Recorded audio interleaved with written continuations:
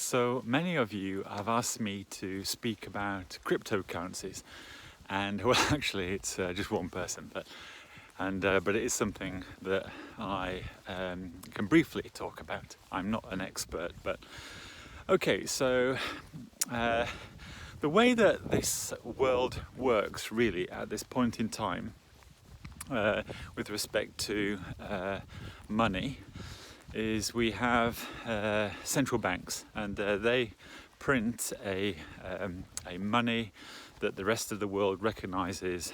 It's the medium of exchange, and that's what we use now. For every central bank, there's a history, there's some background to it, but essentially, in the world today, what we have is a body, a central bank, prints money. Literally, they just print it, and value is attached to that currency. And we, the people that use that currency, we understand that value. It's a value that's shared amongst other people, strengthening that value at that point in time. And we use that money to buy things, and basically the world sort of works based on that. So cryptocurrencies came along, and what's so interesting is even today, we are in late 2021, most people don't actually understand what a cryptocurrency is. It's one of those words that many of us have heard many times. We sort of have a good not a good understanding. We have an understanding of it's a thing, it's on the internet, it has value, and for the most part, Bitcoin is the most popular, most heard of.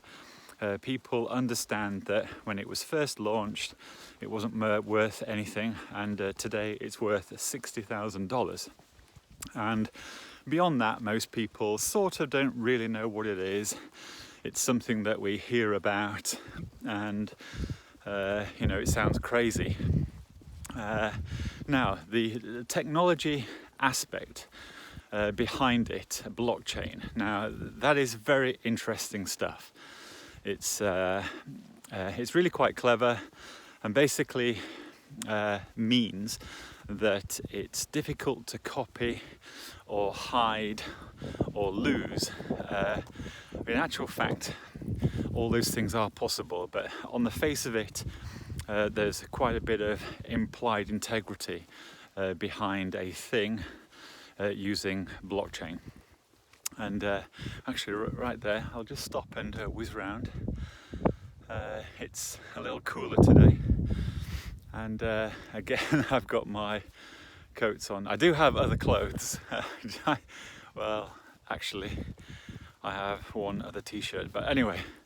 And today I have, actually I had a shower, so my hair should be a little better. And if I just swing around here, you can see the vineyards. You can see the wine. Wine? What am I saying? Grapes, wine. It grows there. Anyway, okay, so back to cryptos.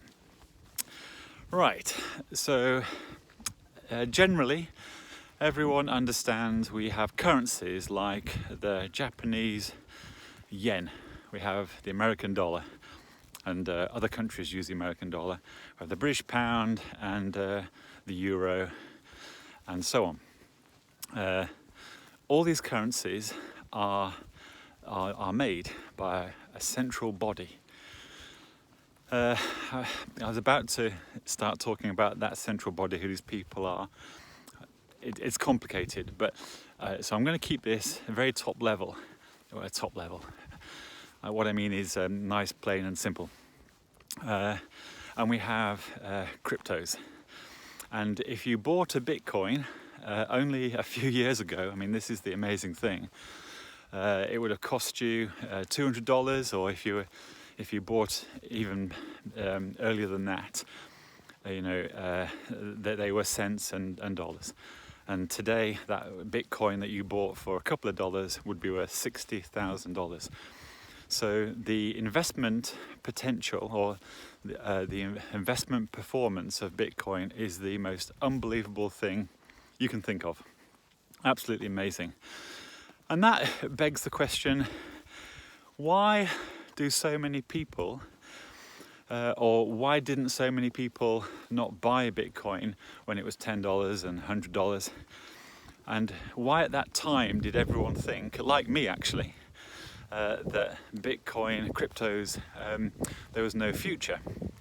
Okay, so the reason I thought there was no future in Bitcoin a few years ago was because of my understanding of how money works. When I say that, I mean central bank based money. So the dollar, the pound, coming from a central bank, and you get a job, you earn it, you buy stuff and pay tax. And because I had an understanding of how fiat money, central bank money works, I thought the aspect that some people really like about cryptocurrencies, this decentralized aspect, I thought that can't work, because at least if you have dollars and pounds and you have your savings in a bank account, you've got someone to go to if that money's lost or stolen or fraud takes place. With a Bitcoin and the other cryptos, if they're stolen, there's no recourse, there's no one to blame, there's no central body that can say, hey, yes, we know that you've had your money stolen, you can have this back. Right? So that doesn't exist. Also, cryptocurrencies represent, and I've just said it, this decentralized aspect that's very attractive. It sounds attractive. It sounds, super great. We don't have to use banks anymore. So we're not paying for the banking infrastructure and all their costs. We've just got this money that everyone can agree to, can use. And, it just sounds fair. Also, we could talk about what inflation is and how it might devalue, but I'll just keep it right at the very top. So on the face of it, a cryptocurrency sounds pretty good. But years ago, I was confused by the possibility, and also at that a few years ago, I really shared the FBI's definition of cryptocurrencies, and that is, it's a pyramid scheme. Now, I know that a lot of people will not like me saying that, but if you look at it from one perspective, cryptos are very much a pyramid scheme. To me, that's how they look. But okay, so at that point, it doesn't mean someone like me isn't interested in cryptos, because I certainly am. That investment potential, the fact that, for doing absolutely nothing, you simply buy a cryptocurrency, a Bitcoin, and the thing increases in value, that's great. I mean, everyone can see the draw to that. But it's not really, cryptos don't really represent how this world works. And now this is where the conversation can get very technical and can get very wide. So it's very difficult to framework a brief discussion. So I'm going to try and make points now. Okay.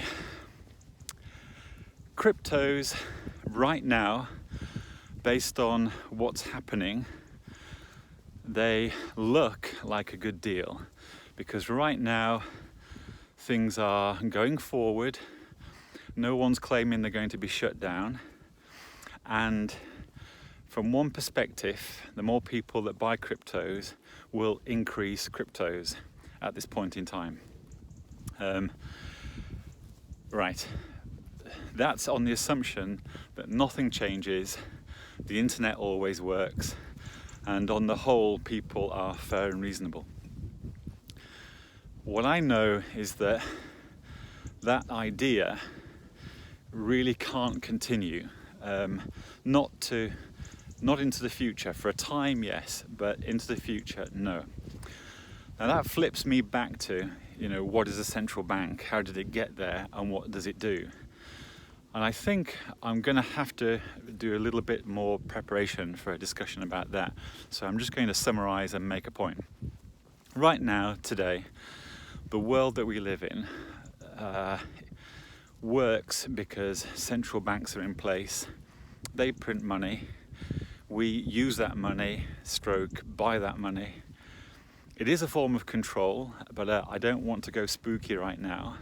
It's something that works, and there's an element of safety, an element of control, and it works. We will have to come back to this because if we expand on the issue of understanding money and how the world works, it's interesting. Anyway, so I need to make my point. Cryptos, so interesting.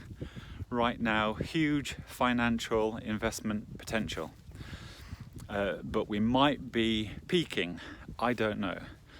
As I said at the beginning, Bitcoin's at $60,000 right now. I can't see why it wouldn't go to $100,000, but at the same time, that's crazy. I think it is crazy. What if America, for example, legislates against the use of cryptocurrencies? If it did, instantaneously, cryptos would fall, and everyone that's got a lot of money in cryptos is going to be fed up. I don't know if that would happen, if it could happen. It probably isn't going to happen, but it could. And again, that's one of the reasons why cryptos for me are risky. But if you bought cryptos when they were a few $100s and you kept on buying, and you were to sell now, obviously you're going to make an awful lot of money. And if you bought a lot when it was cheap, you can probably retire on that money. So there's this interesting thing, and I'm aware that I'm going on too long here. And as I'm speaking, I'm realizing that this is a subject that I need to unpack a bit more, and I need to plan how I'm going to talk about it. But I wanted to just get something, say something today to start the ball rolling. We will definitely come back to monetary systems, cryptocurrencies, and how the world works. And bye for now.